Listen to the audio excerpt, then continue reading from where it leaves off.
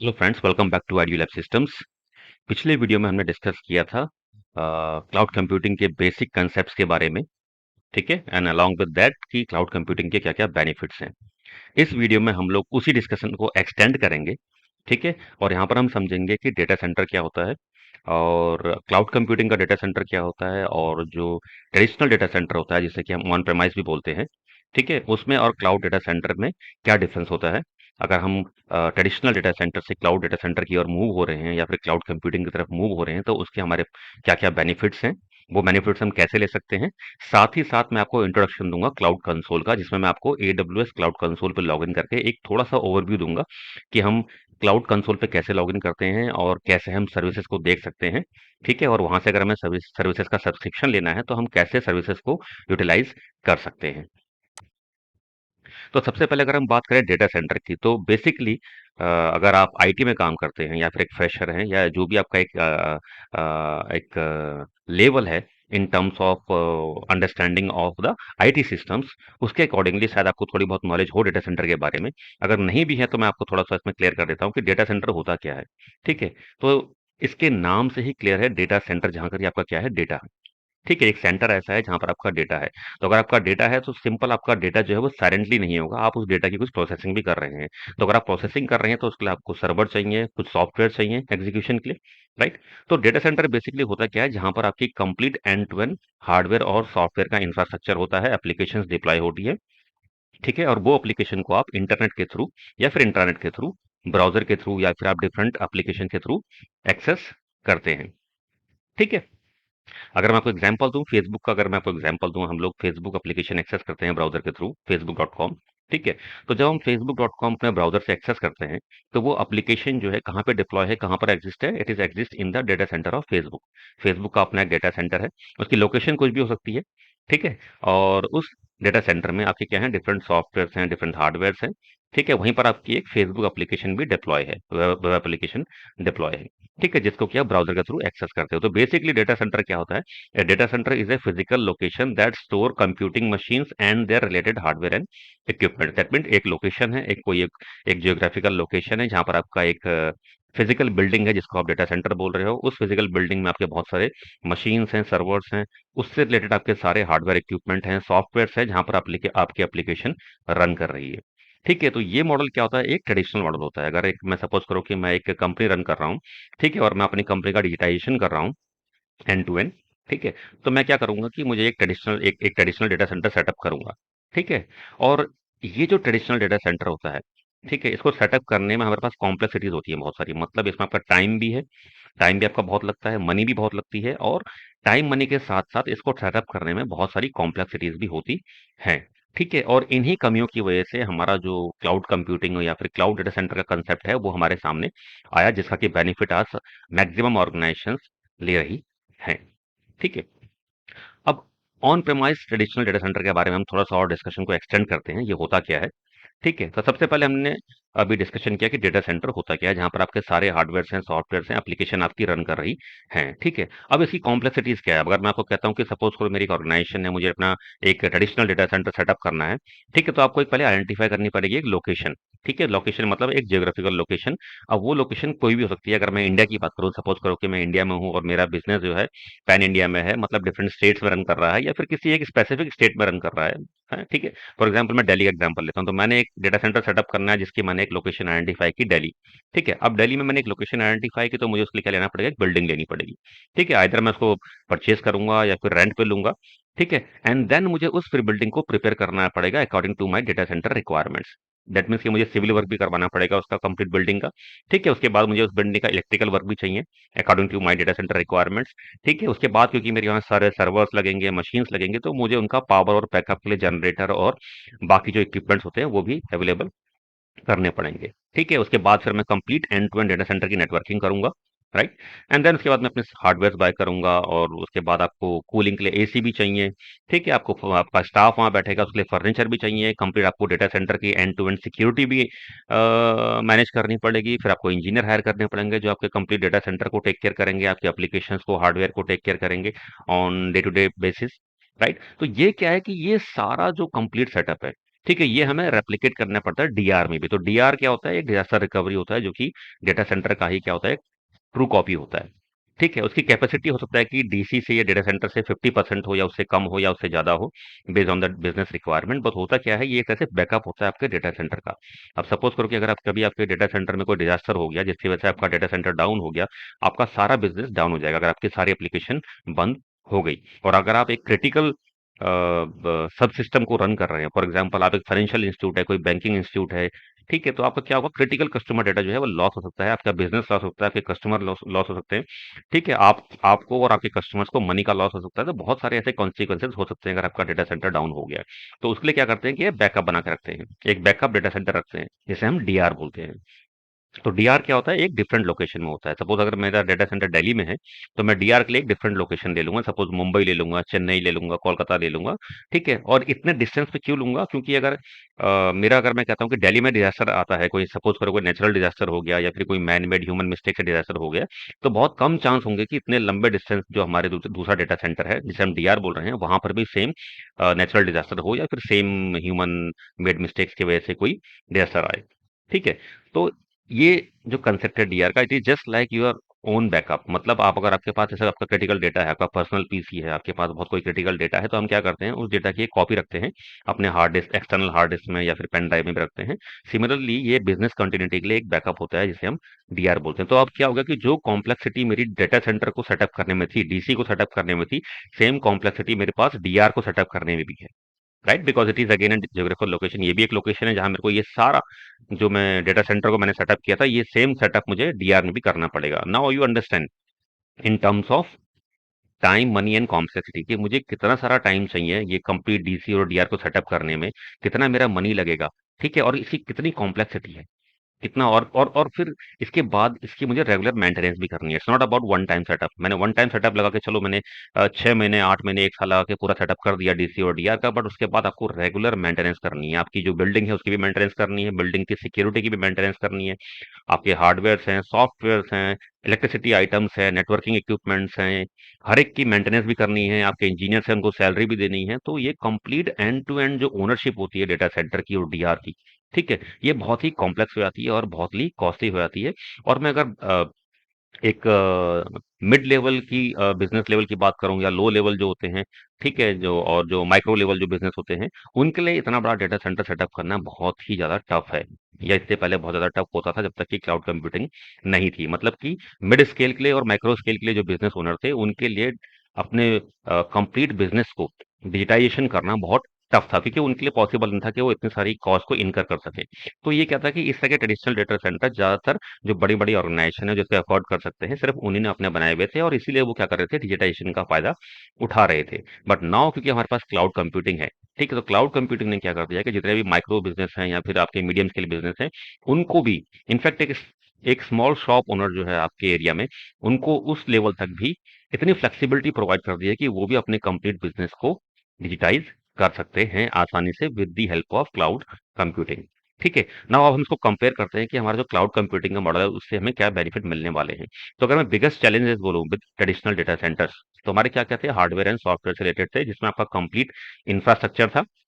Right, उसके अलावा आपकी कैपेक्स थी, कैपिटल कैपिटल एक्सपेंडिचर थी, आपको वन टाइम बहुत सारे हार्डवेयर खरीदने हैं, सॉफ्टवेयर खरीदने हैं, सिविल से रिलेटेड आइटम खरीदने हैं, एंड देन फिर आपको उसकी कंटिन्यूअस मेंटेनेंस करनी है, जो कि हम बोलते हैं ऑपरेशन एक्सपेंडिचर। राइट, तो अब इन सब परेशानियों के अलावा अगर मैं बोलूं कि do I really need services 24/7, मतलब मेरा बिजनेस क्या रियली में 24/7 रन करता है? अगर मेरा आंसर यस भी है, ठीक है, तो उस केस में अगर मैं बोलूं कि peak and ideal time requirement, इसका मतलब क्या? अगर मैं पीक रिक्वायरमेंट बोलूं तो मतलब मेरा अगर एक सपोज करो कि मेरा एक सिस्टम है, मैं उसमें कुछ काम कर रहा हूँ, ठीक है, या फिर सपोज करो कि जैसे मैं आपको रियल लाइफ एग्जांपल से बताता हूँ कि आपके पास एक पीसी है या फिर मोबाइल है, आप उसमें अगर गेम खेलते हैं, जब आप गेम खेलते हैं कोई, तो एक गेम जो होता है वो बहुत हाई आपका जो होता है रिसोर्सेज लेता है आपके, चाहे वो मोबाइल हो या फिर चाहे लैपटॉप हो या फिर पीसी हो, पर्सनल डेस्कटॉप हो, बहुत हाई रिसोर्सेज लेता है in terms of processor, RAM, everything. ठीक है, लेकिन आप जब गेम खेलते हैं आप, तो ठीक है, आपने आधा घंटा खेला, 1 घंटा खेला, 2 घंटा खेला, 4 घंटा खेला, ठीक है, तो उस समय आपकी जो रिक्वायरमेंट होती है वो रिसोर्सेज की बहुत पीक होती है। बट लेकिन जब आप गेम नहीं खेल रहे हैं, आपने गेम बंद कर दिया, तो आपके सारे जितने भी कॉन्फ़िगरेशन होंगे, हायर आपके जो हार्डवेयर के रिसोर्सेज़ होंगे, वो साइलेंट बैठे रहेंगे। साइलेंट इन द सेंस कि इनका यूटिलाइज़ेशन बहुत ही लेस होगा।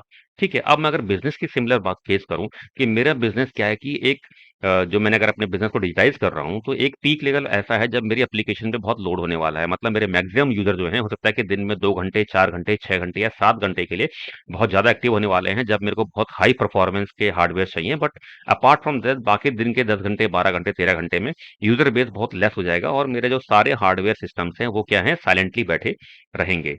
तो अब इस केस में क्या है भाई कि भले ही मेरा बिज़नेस जो है 24 घंटे में से मेरी मेरी रिक्वायरमेंट हायर हार्डवेयर की सिर्फ 2 घंटे 4 घंटे के लिए है, लेकिन जब मैं परचेज़ करने जाऊँगा hardware to set up my traditional data centre, तो मुझे उस पीक रिक्वायरमेंट के अकॉर्डिंग ही हार्डवेयर लेना पड़ेगा। ठीक है? फॉर एग्ज़ाम्पल मैंने कहा मेरे को 20 जीबी रैम चाहिए, तो मेरी वो 20 जीबी की जैम रैम की जो रिक्वायरमेंट है, वो दिन के सिर्फ 2 घंटे के लिए है, लेकिन बाकी के 18 घंटे उस 20 जीबी में से 18 जीबी रैम जो है वो साइलेंट बैठी रहेगी। बट लेकिन हुआ क्या कि मेरा कंप्लीट इन्वेस्टमेंट उसमें चला गया 20 जीबी के लिए, जबकि मेरी रिक्वायरमेंट क्या थी, सिर्फ 4 घंटे के लिए मेरे को 20 जीबी चाहिए थी।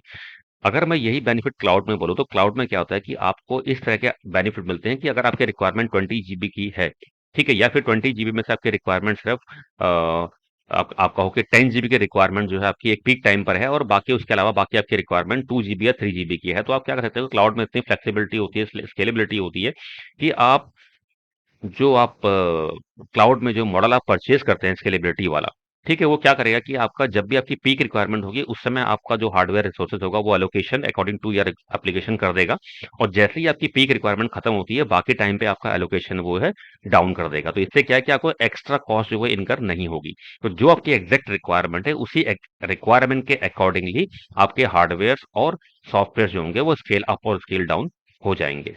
ठीक है? तो ये तो एक आपका बेनिफिट था क्लाउड कंप्यूटिंग का। नाउ हम बात करते हैं क्लाउड डेटा सेंटर के बारे में। ठीक है? तो अभी हमने जो डिस्कशन किया कंप्लीट डेटा सेंटर और डीआर के बारे में, ठीक है? ये सारा कंसेप्ट जो होता है वो क्लाउड डेटा सेंटर के लिए भी एप्लीकेबल होता है, क्योंकि ये भी एक डेटा सेंटर है, राइट? और यहाँ पर भी सारा आपका हार्डवेयर, सॉफ्टवेयर से एवरीथिंग है जो भी हमने डिस्कस किया एक ट्रेडिशनल डेटा सेंटर में। बट डिफरेंस क्या आता है यहाँ पर? It is manage by third party called cloud service provider. अब इसको आप मैनेज नहीं कर रहे, उसको मैनेज कौन कर रहा है? एक क्लाउड सर्विस प्रोवाइडर कर रहा है। For example AWS, Amazon, right? Google है, आईबीएम है, ओरेकल है। ठीक है? ऐसे बहुत सारे क्लाउड सर्विस प्रोवाइडर हैं आज की डेट में, लीडिंग क्लाउड सर्विस प्रोवाइडर हैं, वो अपना क्लाउड डेटा सेंटर मैनेज कर रहे हैं। ठीक है? तो इस केस में क्या होता है कि अब जो डेटा सेंटर आप मैनेज कर रहे थे, वो सारी कॉम्प्लेक्सिटी आपके यहाँ से हाइड होकर के किसके पास चली जाएगी? सीएसपी के पास चली जाएगी। ठीक है? तो सीएसपी अपना क्लाउड डेटा सेंटर मैनेज करेगा और आप क्या करोगे? सिंपल, आप जितने भी आपके सॉफ्टवेयर हार्डवेयर रिसोर्सेज हैं, ठीक है, वो इंटरनेट के थ्रू आप यूज कर सकते हो on rental basis, pay as you go pricing. मतलब आप complete end to end hardware, software, everything आप उस क्लाउड डेटा सेंटर से या क्लाउड सर्विस प्रोवाइडर से रेंटल बेसिस पे आप खरीद सकते हो। अब अगर आपको कंफ्यूजन ये है कि हम यार हार्डवेयर और सॉफ्टवेयर को रेंटल बेसिस पे कैसे ले सकते हैं, तो मैं आपको एक रियल लाइफ एग्जांपल बताता हूँ। आज की डेट में मैक्सिमम हम लोग क्या है, ईमेल यूज करते हैं, राइट? और हो सकता है कि आप गूगल ड्राइव भी यूज कर रहे हो बहुत सारे डॉक्यूमेंट्स अपने अपलोड करने के लिए, सेव करने के लिए, जिसको कि आप कहीं से भी एक्सेस कर सकते हो, कहीं से भी डाउनलोड कर सकते हो। तो अगर आप गूगल ड्राइव यूज कर रहे हो जिसमें कि आपने अपना कुछ डॉक्यूमेंट्स अपलोड कर रहे हैं और जिसको आप कहीं से भी डाउनलोड कर सकते हो, तो ये क्या हो रहा है कि आपने कुछ स्टोरेज ली हुई है गूगल से, राइट? क्योंकि आपके डॉक्यूमेंट कहाँ पे स्टोर होंगे? स्टोरेज में स्टोर होंगे। ठीक है? तो आपने ये एक तरह से क्या ले रखा है, ये स्टोरेज जो है एज ए सर्विस ले रखी है। मतलब आपने स्टोरेज जो है रेंटल बेसिस पे ले रखी है।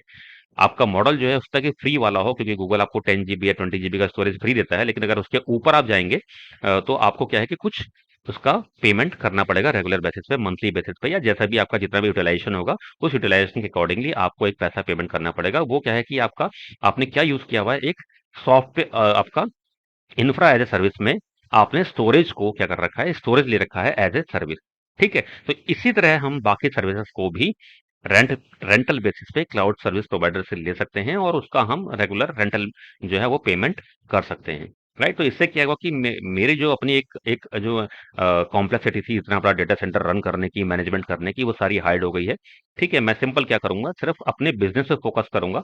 ठीक है? और बाकी सर्विसेज में रेंटल बेसिस पे सीएसपी से, क्लाउड सर्विस प्रोवाइडर से ले सकता हूँ। ठीक है? अब ये डेटा सेंटर जो होते हैं, ठीक है, एक तो मैंने ट्रेडिशनल डेटा सेंटर बताया जिसको हम लोग अगर अपनी ऑर्गेनाइजेशन के लिए खुद सेटअप कर रहे हैं, तो हम खुद लोकेशन आइडेंटिफाई करते हैं, उसके बाद हम उसको सेटअप करते हैं। बट अगर हम क्लाउड डेटा सेंटर की बात करते हैं, तो क्लाउड डेटा सेंटर में जो क्लाउड सर्विस प्रोवाइडर के जो डेटा सेंटर्स होते हैं, उनको क्या है ना, वो डिफरेंट रीजन्स में डिवाइड कर देते हैं, ठीक है? और इस रीजन के अलावा एक 2-3 कांसेप्ट और भी होते हैं, जैसे आपका एक होता है अवेलेबिलिटी ज़ोन्स, इसके अलावा अगर मैं एडब्ल्यूएस में बात करूँ तो एक थर्ड और होती है लोकल ज़ोन्स, ठीक है? तो regions, availability zones, local zones ये सारा कांसेप्ट किससे रिलेटेड है? आपका एक तरह से डेटा सेंटर से रिलेटेड है कि सीएसपी ने, एडब्ल्यूएस ने अपने डेटा सेंटर जो है कैसे सेटअप कर रखे हैं, ठीक है? ऐसे ही अगर आप किसी और क्लाउड सर्विस प्रोवाइडर के सर्विसेज के बारे में पढ़ेंगे तो उनके भी अपने रीजन्स होंगे, अवेलेबिलिटी जोन्स होंगे, लोकल जोन्स होंगे। हो सकता है कि उन्होंने इन टर्म्स को दूसरे वर्ड में डिफाइन कर दिया हो, ठीक है? लेकिन इनका जो कंसेप्ट होगा वो सेम होगा। तो अगर आपको एडब्ल्यूएस का regions, availability zones, local zone का कंसेप्ट क्लियर है,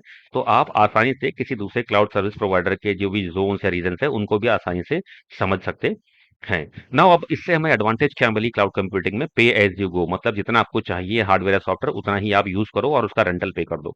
स्टॉप गैसिंग कैपेसिटी, आपको कैपेसिटी गैस नहीं करनी है, क्योंकि आपका जो हार्डवेयर की रिक्वायरमेंट है ऑटोमेटिकली स्केल अप होगी और स्केल डाउन हो जाएगी, ठीक है? तो आपको कोई हार्डवेयर की कैपेसिटी गैस नहीं करनी है कि मेरी पीक टाइम पे मुझे इतना हार्डवेयर चाहिए या फिर बाकी टाइम पे मुझे कितना हार्डवेयर चाहिए।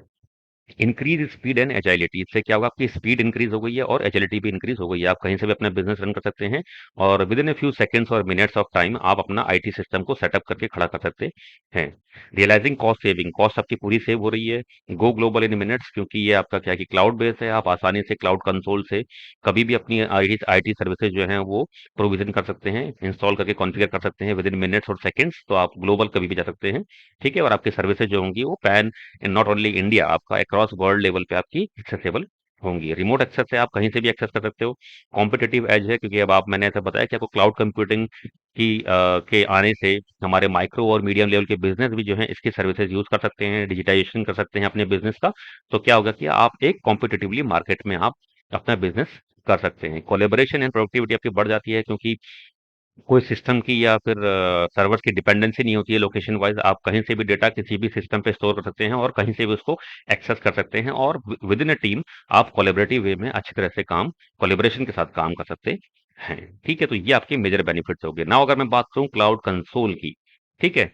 तो अभी तक हमने पहले इस सीरीज के पहले वीडियो में और सेकंड वीडियो में हमने एक क्लाउड कंप्यूटिंग के बेसिक कंसेप्ट्स को समझा और उसके बाद हमने डेटा सेंटर और क्लाउड डेटा सेंटर के बारे में समझा, उसके बेसिक बेनिफिट्स क्या हैं, उनमें डिफरेंस क्या है, ठीक है? अब अगर मैं बात करूं कि हम क्लाउड कंसोल, तो स्पेसिफिकली अमेज़न का अगर मैं क्लाउड कंसोल बोलूं, ठीक है? तो ये जो क्लाउड कंसोल है मैं आपको एक्सेस करके दिखाता हूं। तो अगर आपको क्लाउड कंसोल एक्सेस करना है अमेज़न का, ठीक है? तो उसका जो यूआरएल है दैट इज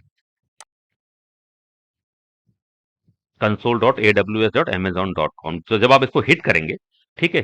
तो ये आपको क्या लेके जाएगा? एक क्लाउड कंसोल पे लेके जाएगा, जो कि एडब्ल्यूएस जो क्लाउड सर्विस प्रोवाइडर है उसका वेब कंसोल है, ठीक है? तो आप जितना भी कॉन्फ़िगरेशन करेंगे, जो भी डेटा सेंटर का सेटअप करेंगे, जो भी सर्विसेज आप वीएम्स बनाएंगे, डेटाबेस बनाएंगे या फिर कोई और सर्विसेज जो भी आप यूज करेंगे, वो सारा काम आप इसी कंसोल के थ्रू करेंगे, ठीक है? तो करना क्या है कि आपको इसको लॉगिन के लिए पूछेगा, तो सबसे पहले दो पूछेगा आपको, रूट यूजर और आईएएम यूजर।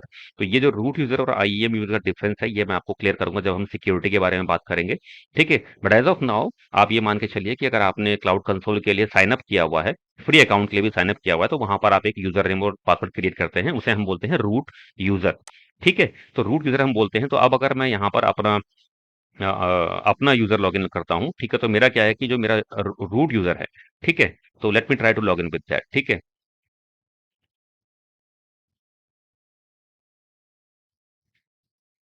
तो ये मेरा रूट यूजर है, जो मैंने जब साइन अप किया था एडब्ल्यूएस अकाउंट के लिए उस समय क्रिएट किया था, digitalk.fmw@gmail.com, ठीक है? जब आप ये यूजर नेम डालेंगे उसके बाद ये आपको पासवर्ड के लिए पूछेगा, ठीक है? Enter your password.